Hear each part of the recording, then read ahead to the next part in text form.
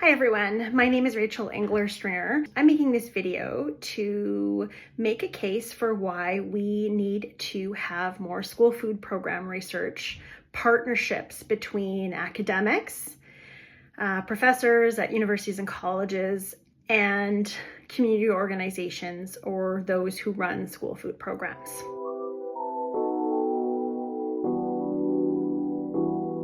Really, my purpose here is to help you find researchers and, spoiler alert, share this video with them. There's a few things I wanted to sort of talk to you about. The first thing is really about why we should be connecting researchers and school food programs, or those who run school food programs, to evaluate and monitor. I want to talk to you about the benefits for researchers and students, to how to help you find a researcher. I'm a professor in the Department of Community Health and Epidemiology at the University of Saskatchewan and a researcher with the Saskatchewan Population Health and Evaluation Research Unit.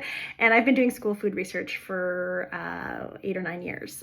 The work that I do has always been highly community engaged. I got into the area of school food research because I was at a conference where there was a pitch by Food Secure Canada and the Coalition for Healthy School Food for researchers to do more Canadian-specific school food research. And I took them up on their request. So now I'm trying to do the same for other researchers. We really need more Canadian data.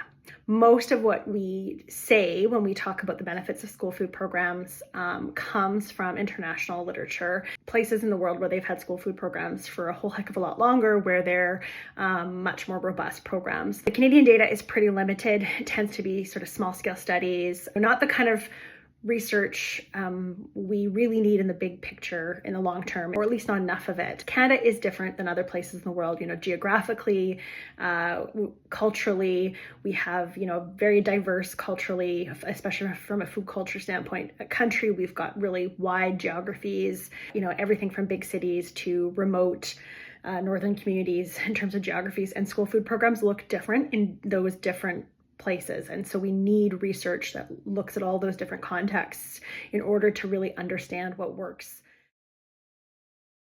For school food programs themselves, whether run by community organizations or school boards or some other entity, working with researchers is really helpful because they have the skills to do much more rigorous kind of evaluation. Skills around qualitative, quantitative, mixed methods research. We know how to do these things.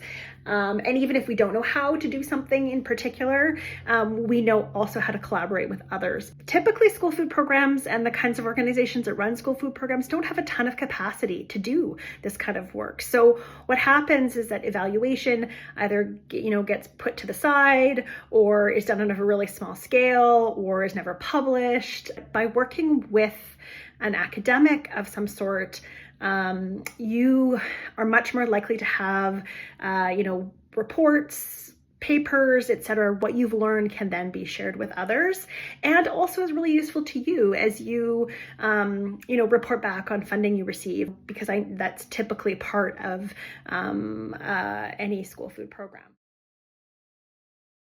In terms of benefits for researchers, assuming this video is mostly a pitch to other researchers, this is engaged research. This is working in communities. This is frankly very satisfying research because you can see the work that you're doing being of immediate use and value within the communities that you're working in. And that's not always the case in academic research.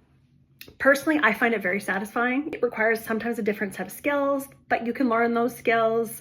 It's nice to be in a situation where you can have, the work that you do can have an immediate impact. It's also great for students. I have tons of students who work in school food program research, and they love it because it combines what they're learning academically in the university context with real world work. It feels relevant. In my case, I've worked with undergrad students, but especially with master's and PhD students who end up developing a passion for this kind of work. And then just the final point I wanted to make, share this video. In the community you are, if there's a university or college or somewhere nearby, share this video with someone you may want to work with, or just to get them to help you find somebody to work with. I would really encourage both academics to work to seek out communities, but also communities and school food programs to seek out academics. Take the step, and if you want help, you can always contact me and I can give you some ideas. Thank you.